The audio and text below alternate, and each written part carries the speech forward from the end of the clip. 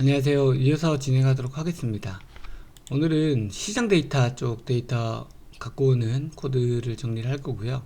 시장 데이터라고 하면 이제 거래소에서 실제로 거래되는 코인 정보라고 보시면 될 것 같습니다.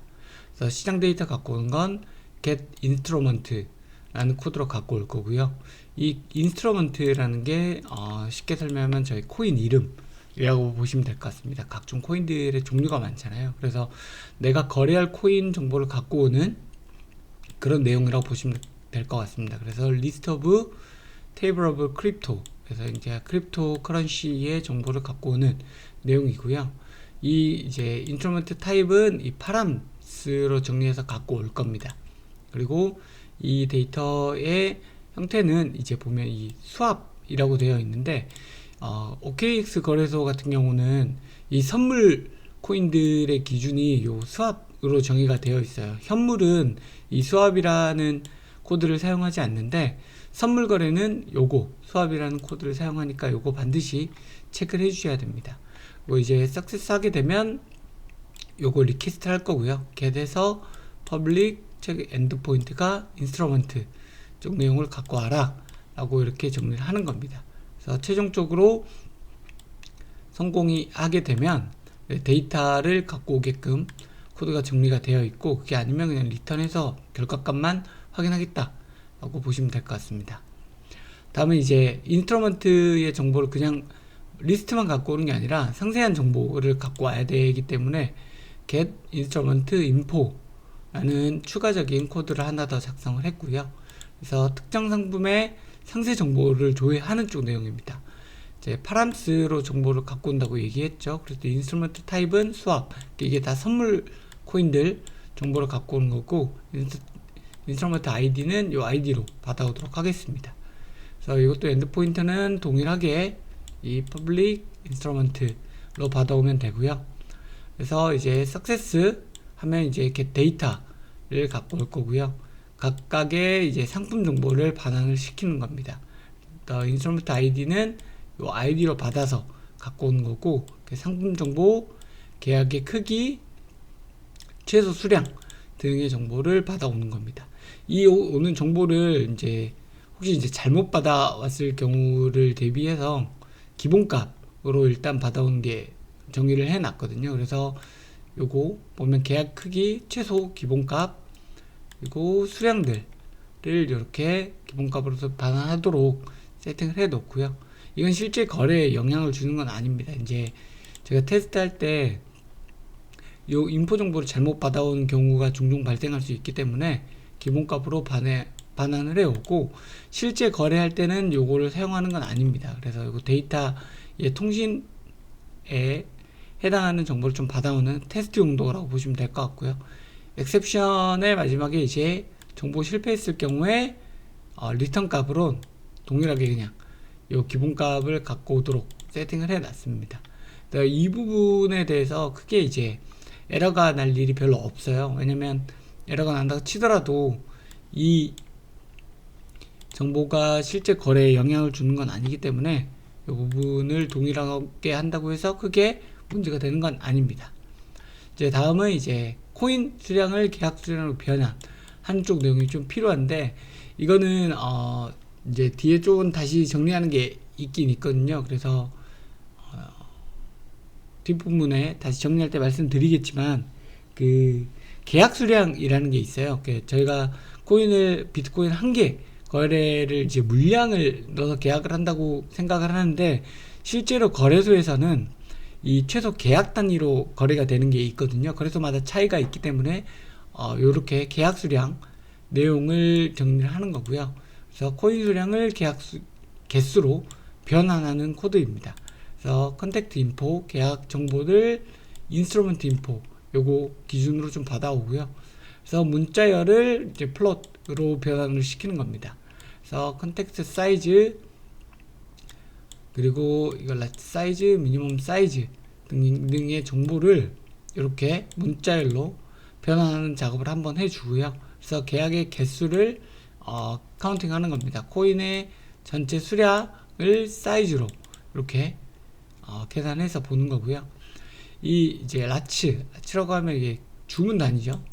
주문 단위의 단위를 조금 이렇게 반올림으로 할 수 있는 코드도 추가를 했습니다. 이거를 정리한 이유는 나중에 저희가 그 화면에서 계약을 할 때 숫자를 입력을 하잖아요.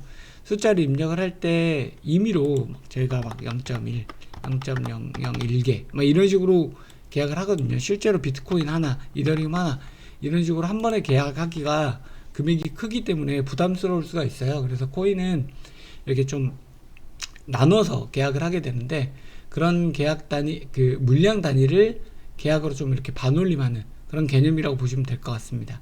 그래서 라운드 코드를 써서 이렇게 소수점, 그래서 반올림 때려 올려주는 그런 코드가 추가가 되고요. 1 미만이면 소수점 자릿수 계산까지 이렇게 카운팅해서 라운드로 처리하는 코드를 추가를 했습니다.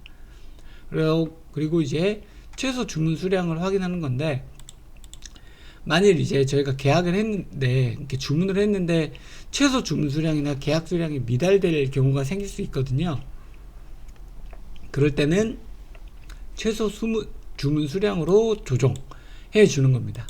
그래서 제가 좀 실수로 계약을 잘못 하더라도, 너무 작은 금액을 하더라도 이 최소 수량 값으로 조정을 하게끔 이렇게 워닝 로고를 띄워주는 내용이라고 보시면 될 것 같습니다. 그래서 이 내용들은 이렇게 컨트랙트 정보를 갖고 와서 만일 너무 작은 금액이나 수량을 했으면 주문 수량을 최소 값으로 조정해 주세요 라는 메시지가 뜨게 됩니다. 이 뒷부분은 이제 로그 정보들을 이렇게 하나씩 정리를 해 주는 거고요. 이런 내용들은 실제로 거래를 할 때 필요하진 않아요. 이게 없어도 시스템이 돌아가는 데는 문제가 없는데, 저희가 시스템을 사용을 하다 보면 모르는 부분들이 있잖아요. 뭔가 어디에서 에러가 떴는지, 내가 뭘 잘못했는지를 파악을 하기 위해서 사용하는 용도라고 보시면 될 것 같습니다. 그래서 혹시 그리고 문제가 있을 경우는 변은 실패했다 라는 해서 값을 다시 리턴 받는 그런 코드까지 정리를 하면 이렇게 convert to contract 계약적 내용이 완료가 되게 됩니다. 다음 이제 티커 쪽 제공인데, 티커는 이제 계약을 할 때 사용하는 뭐라 해야 되지?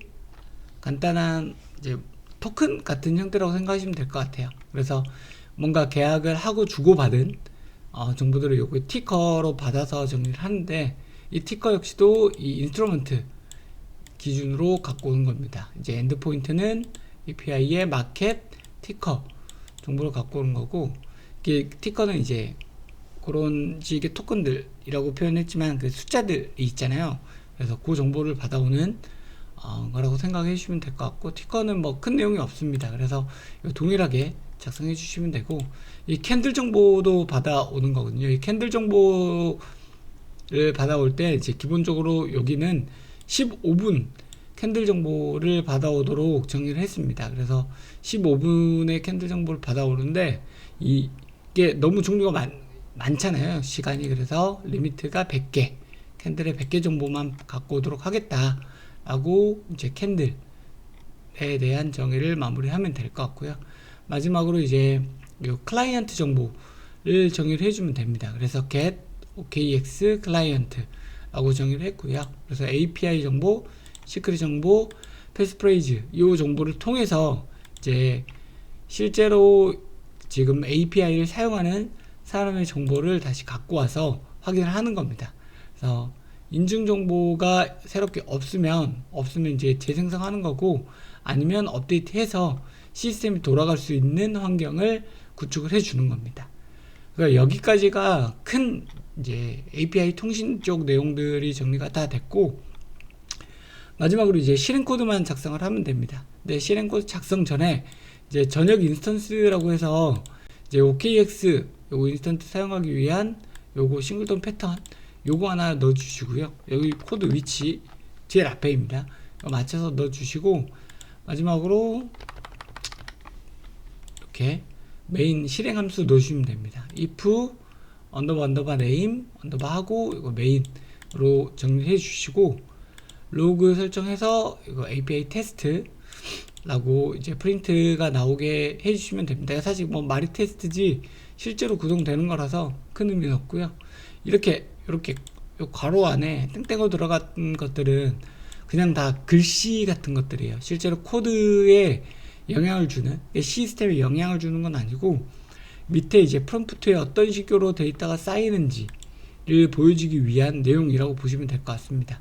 그리고 이제 서브 시간 테스트를 한번 할 건데, 이 시간 테스트 저희가 위에 제 시간 정의를 한번 했었죠. 그래서 그 시간 테스트를 갖고 오는 거고, 이게 갖고 올 때 실제로 API 인증은 따로 하지 않는 그런 절차를 추가를 넣습니다. 그래서 이렇게까지 쭉 정의를 하면 요거 API의 코드가 완성이 되는 겁니다. 그래서 요게 지금 완성이 다 되면 이제 OKX 거래소랑 내 시스템, 그러니까 내 PC랑 통신을 할 수 있는 기본 환경 구축이 완료됐다 라고 생각해 주시면 될 것 같고, 요거 한번 실행시켜 볼게요.